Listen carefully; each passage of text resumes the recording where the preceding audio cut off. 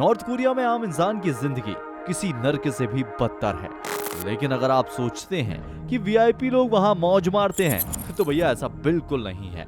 Kim Jong Un के अलावा हर व्यक्ति के सिर पर खतरे की तलवार हमेशा लटकती रहती है। फिर वह किम जोंग उनकी बीवी ही क्यों ना हो, उन पर नियमों कानूनों का ऐसा पहरा लगाया गया है जिसे जानने के बाद आप समझ जाएंगे कि नॉर्थ कोरिया में अगर कोई सुखी है तो वह है किम जोंग उन। आइए देखते हैं किम जोंग उन ने अपनी पत्नी पर कौन कौन से नियम लागू कर रखे हैं।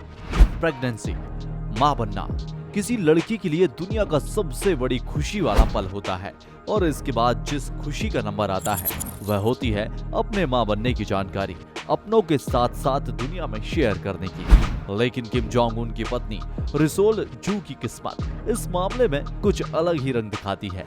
इनकी प्रेगनेंसी के दौरान इन्हें न केवल पूरी दुनिया की नजरों से अलग रखा जाता है, बल्कि इनकी प्रेगनेंसी की जानकारी भी किसी को नहीं होती। यहाँ तक कि दुनिया में किसी को ये पता नहीं होता कि किम जोंग उन के कितने बच्चे हैं, वह लड़का है या लड़की है। लोग केवल एक अनुमान लगाते हैं कि किम जोंग उन और उनकी वाइफ से केवल एक लड़की है जिसका नाम है जू ए।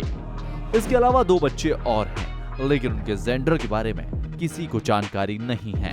क्लॉथिंग, बात करते हैं कपड़ों की, तो किम जोंग उन की पत्नी रिसोल जू का फैशन और ड्रेसिंग सेंस देखकर लोग उनके फैन हो गए हैं। वो अक्सर वेस्टर्न आउटफिट में नजर आती हैं। हाल ही में हुई चाइना विजिट के दौरान वो जब किम जोंग उन के साथ वेस्टर्न आउटफिट में नजर आई तो उनका कंपेयर चीन की फर्स्ट लेडी पेंग ली यंग से किया गया और इस बात से इनकार नहीं किया जा सकता कि इस मामले में रिसोल जू ने बाजी मार दी। लेकिन उन्हें घुटने के ऊपर की कोई भी ड्रेस पहनना अलाउड नहीं है। इसके साथ ही स्लीवलेस या कट स्लीव वाली ड्रेसेस वो नहीं पहन सकती। नाम बदलना, यूं तो शादी के बाद लड़की का नाम और सरनेम बदल जाता है, कोई नई बात नहीं है, हमारे देश में भी ऐसा होता है। लेकिन किम जोंग उन ने अपनी पत्नी के मामले में इस रिवाज को एक अलग ही लेवल तक पहुंचा दिया है। उन्होंने न केवल अपनी पत्नी का नाम बदला बल्कि उसकी पुरानी पूरी पहचान मिटा दी और अपनी पत्नी की पुरानी जिंदगी से जुड़ी हर छोटी बड़ी जानकारी को डिलीट कर दिया। आज की तारीख में यह कोई नहीं जानता कि किम जोंग उन की पत्नी रिसोल जू का पुराना नाम क्या था, उनके माता पिता कौन थे, जन्म कहाँ हुआ, शादी से पहले वह क्या करती थी, जैसी तमाम जानकारियां गायब कर दी गई हैं। वारिस, किम जोंग उन के पहले उनके पिता नॉर्थ कोरिया के शासक थे, उसके पहले उनके दादाजी ने शासन किया। यानी हम यह कह सकते हैं कि शासक परिवार से ही नॉर्थ कोरिया का कोई अगला वारिस तानाशाह बनेगा। जानकारी के मुताबिक रिसोल जू की पहली 2 संतानें लड़की हैं और यहाँ की कोई शासक कभी कोई महिला नहीं बन सकती, इसलिए जरूरी है कि किम जोंग उन का कोई बेटा हो। अगर रिसोल जू बेटा पैदा करने में सक्षम नहीं हुई तो हो सकता है कि किम जोंग उन दूसरी शादी करें और उनके बाद नॉर्थ कोरिया के लिए कोई ना कोई वारिस जरूर रहे। जबरदस्ती रोना, किम जोंग उन की पत्नी यूं तो पूरी दुनिया की नजरों से अलग रहती हैं, उन्हें देख पाना आसान नहीं है। लेकिन जब कभी ऐसे मौके आते हैं जहां पब्लिकली उनका किम जोंग उन के साथ होना जरूरी है, वो वहां सामने तो आती हैं और ऐसा मौका आता है शोक सभाओं का। यह भी नॉर्थ कोरिया के एक अजीबो गरीब रिवाज है कि इस परिवार से आने वाले नॉर्थ कोरिया के पूर्व शासक किम एल संग, इसके बाद किम जोंग इल की पुण्यतिथि के दौरान शोक सभा आयोजित की जाती है और इस शोक सभा में वहां मौजूद हर शख्स का रोना जरूरी है। अगर आपको रोना नहीं आ रहा है तो फिर नॉर्थ कोरिया के एडमिनिस्ट्रेशन के पास रुलाने के और भी तरीके हैं। इस दौरान किम जोंग उन की पत्नी को भी सबके साथ रोना पड़ता है और यह बहुत जरूरी है। Alternative administrator, Kim Jong Un के बाद सत्ता में कौन बैठेगा, यह तो सबसे बड़ा सवाल है। लेकिन अगर किम जोंग उन का कोई वारिस पैदा भी हो जाता है और उसके बड़ा होने से पहले ही किम जोंग उन को कुछ हो जाए तो सत्ता किसके हाथ में आएगी, यह भी एक सवाल है। इस सवाल के जवाब में अगर आप रिसोल जू का नाम अपने जहन में ला रहे हैं तो जरा कुछ देर के लिए रुक जाइए जनाब।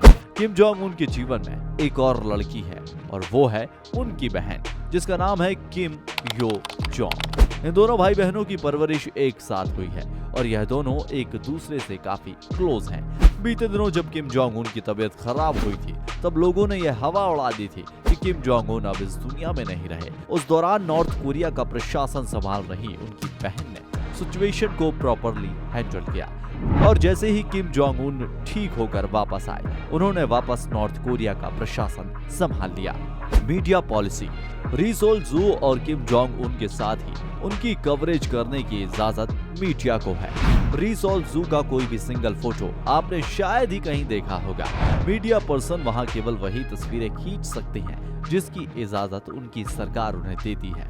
इसके अतिरिक्त अलग से कोई तस्वीरें लेने की मनाही है, और अगर गलती से ऐसा हो गया तो भैया इसकी सजा उसके साथ साथ उसके परिवार को भी दी जाती है। यानी यहाँ पर गलती से भी गलती करने की कोई गुंजाइश नहीं होती। शादी।